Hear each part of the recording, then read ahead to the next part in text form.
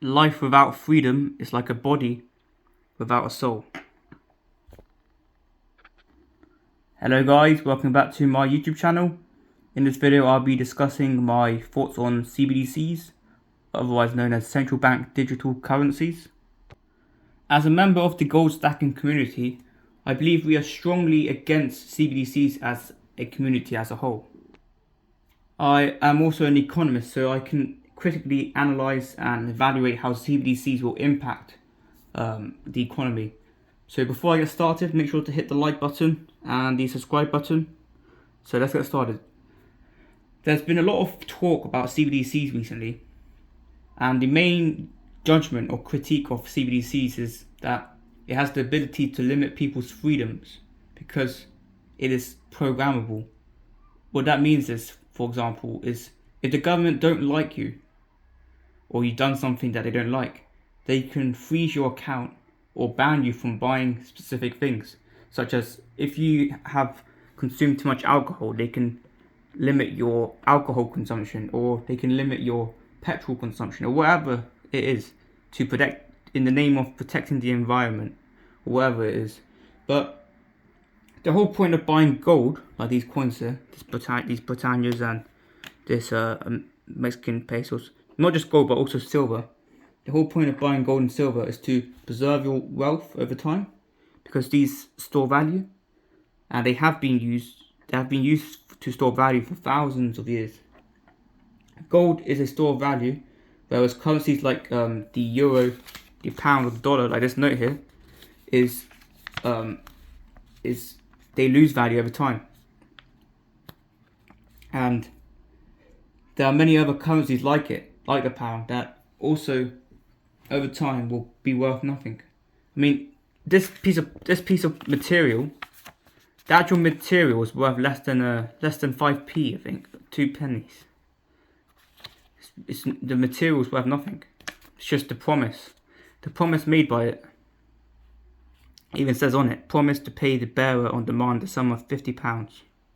Yeah, so the reason why the pound and the dollar and the euro are not a store value is because they can continuously be printed into oblivion whenever the central banks, such as the Bank of England, the European Central Bank, the Central Bank of China, Central Bank of Japan, the Federal Reserve, the Central Bank of Australia, they can print out their currency whenever they want, and they can print out as much as they want whenever they want. And the most basic concept in economics, understood by all economists, is the concept of supply and demand. If the supply of something, such as the pounds, increase, then it will. If the supply increases but the demand doesn't increase and it stays the same, then the value of that will go down because there's more of it, but not enough buyers. So if the amount of dollars in existence doubled, but the population of America doesn't double, then the value of each dollar will essentially fall by half in the long run.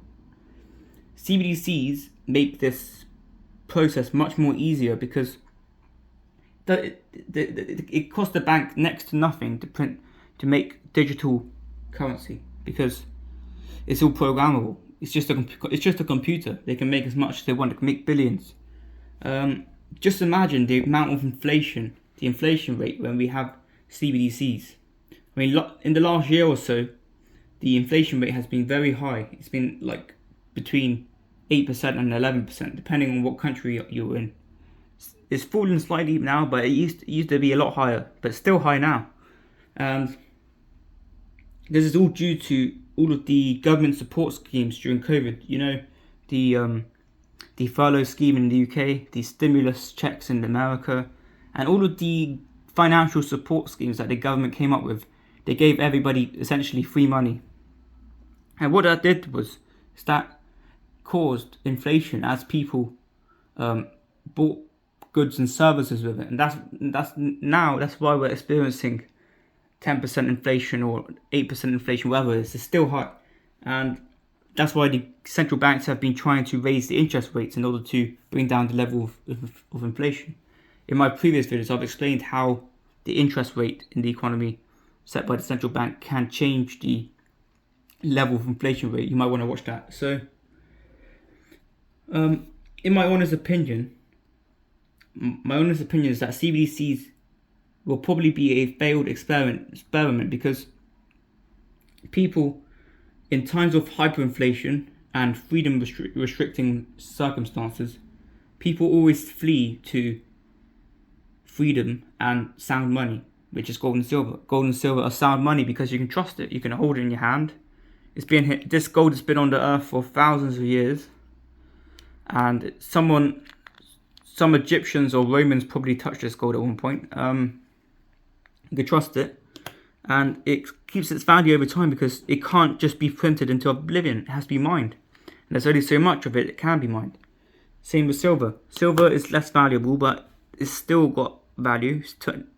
The spot price is around £19. Spot price of gold is around $15.80. So this is sound money because you can trust it. So I don't think that people will be easily tricked into using CBDCs. Some people might go onto it, but once they realize how restricting it is, how freedom restricting it is, they're gonna come off of it and use whatever they can. People will probably use cryptocurrencies, or they'll probably use gold and silver. That's why owning gold and silver, buying gold and silver now, will be crucial for when people go into CBDCs, because essentially you're buying what will be the future money, because people always go back to gold and silver. Pretty much all currencies have failed. All currencies in history, they've all lost 99.99% of their value. And everyone always goes back to gold and silver. For example, in Turkey and some other countries, whenever they have high inflation, they use gold and silver to buy goods and services from each other. So that's my opinion on CBDCs. Let me know what you think. Let me know your thoughts on CBDCs. Do you think CBDCs are gonna actually work, or do you think it's gonna be a failed experiment? And anyway, thanks for watching. Please hit the like button and the subscribe button, and I'll see you in the next video. Goodbye.